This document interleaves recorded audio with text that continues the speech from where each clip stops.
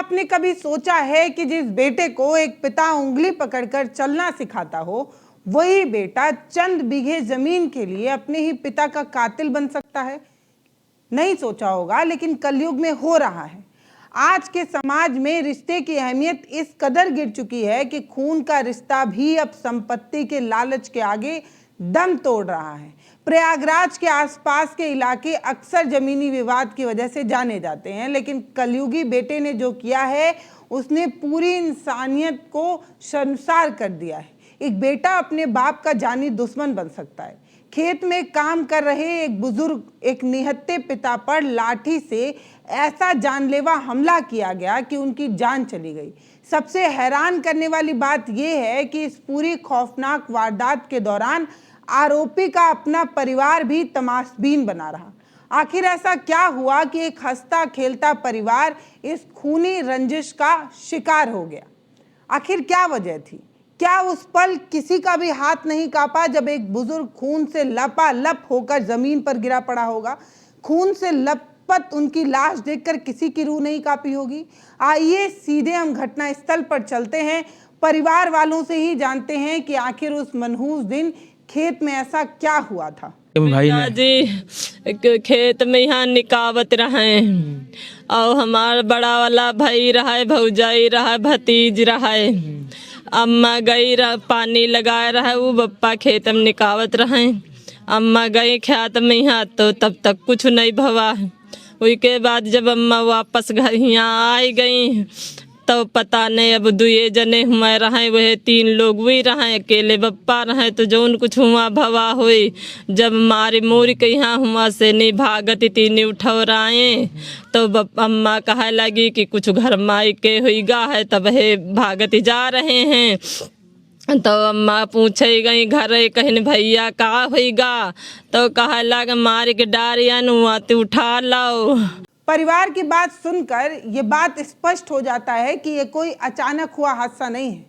हत्यारे बेटे के मन में अपने ही जन्मदाताओं के प्रति पिछले कई सालों से गहरी नफरत पड़ रही थी। गहरी नफरत और खौफनाक साजिश रची गई, जिसमें एक बेटा अपने पिता की जान लेता है।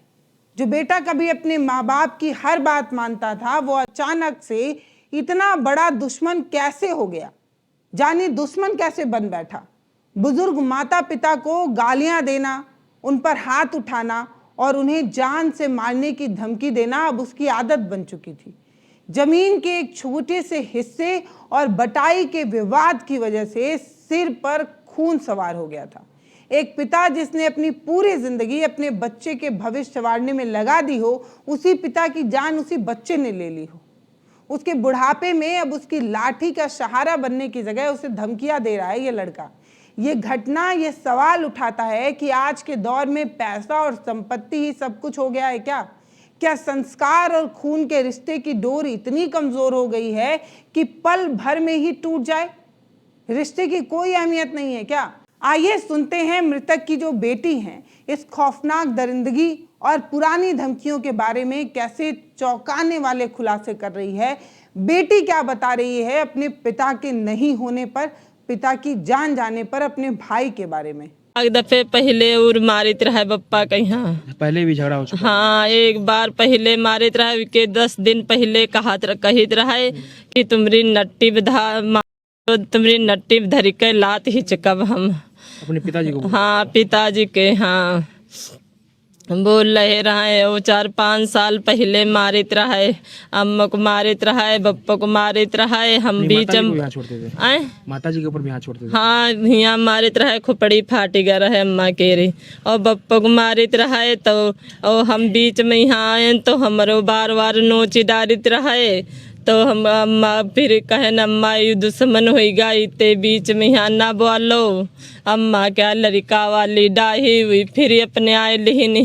कहते हैं कि जब इंसान के सिर पर शैतान सवार हो जाता है तो उसे किसी की चीख पुकार दर्द ना तो सुनाई देती है और ना ही दिखाई देती है।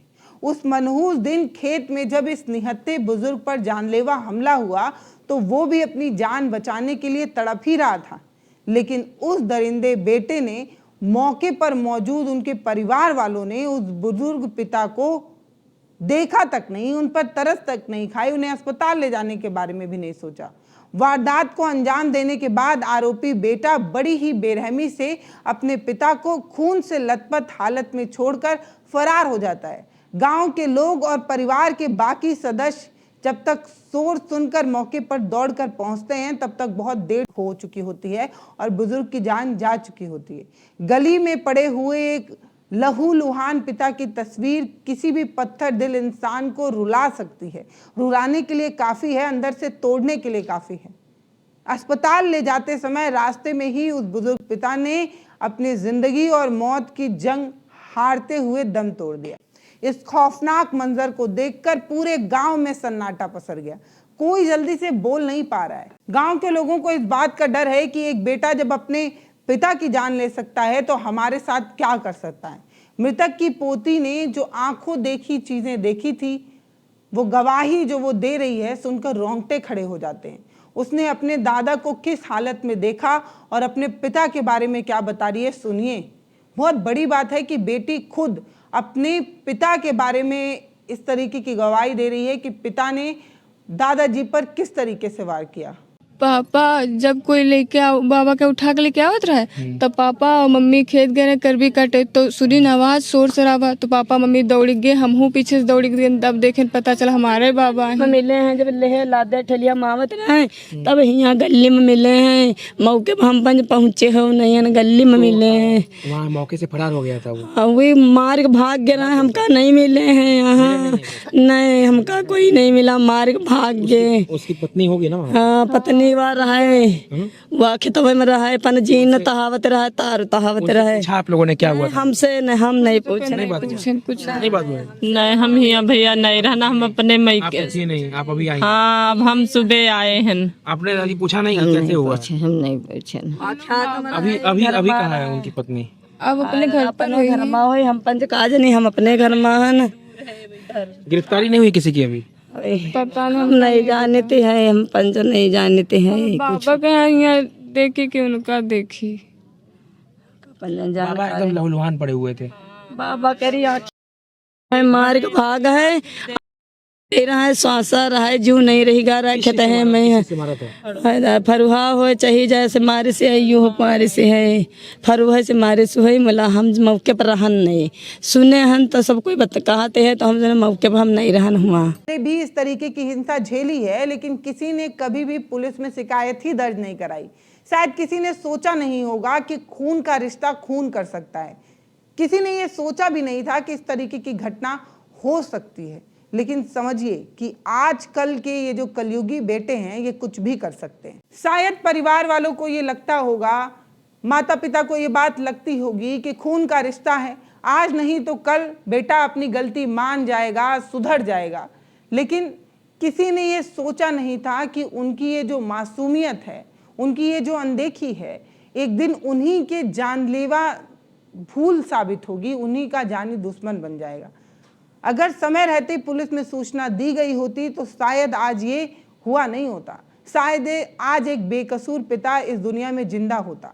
हमारे समाज में ये बहुत कॉमन है, ये बहुत बड़ी विडंबना है कि घर के कलेश को घर की चार दीवारी में ही दबाया जाता है और चार दीवारी में दबकर ये कलेश एक दिन अपराध बनकर जन्म लेता है। इस घटना में हम सभी के लिए एक बहुत बड़ी सीख, एक बहुत बड़ा सबक छिपा हुआ है। घरेलू हिंसा को कभी भी नजरअंदाज मत करिए क्योंकि ये कभी भी बड़ा रूप ले सकता है।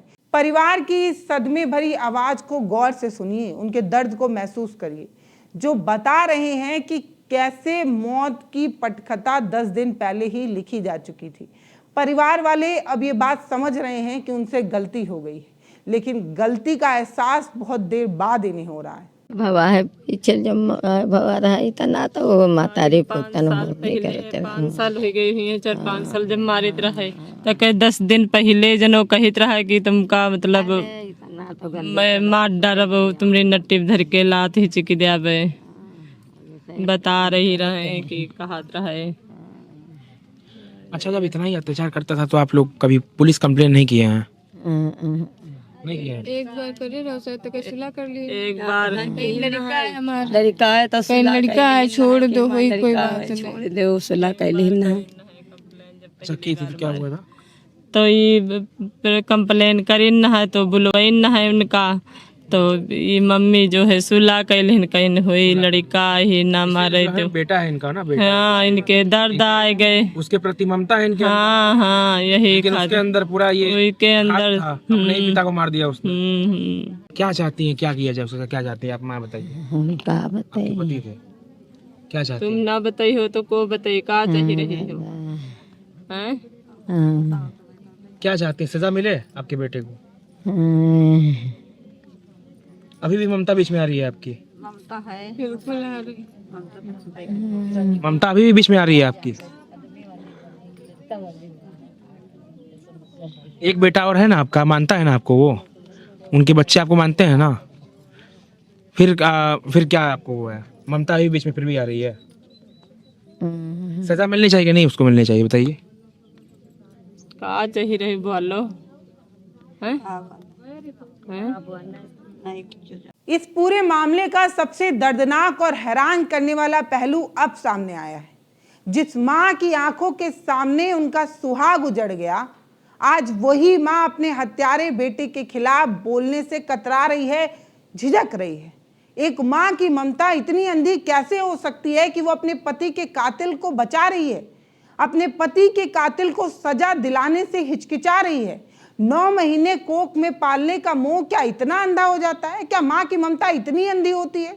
आज उस न्याय पर बाड़ी पड़ रही है ये ममता, जो एक मृतक पति की चीखें हैं वो मांग कर रही हैं इंसाफ, लेकिन माँ की ममता आड़े आ रही है। कानून किसी मोह या रिश्ते से नहीं बल्कि सबूतों और इंसाफ के तराजू से चलता है। संपत्ति के लालच में अपनों का खून करने की ये कोई पहली और एकलौती घटना नहीं है। अखबारों की सुर्खियां इस तरीके की घटना बनती रहती है और हमारे समाज के पतन को दर्शाता रहता है।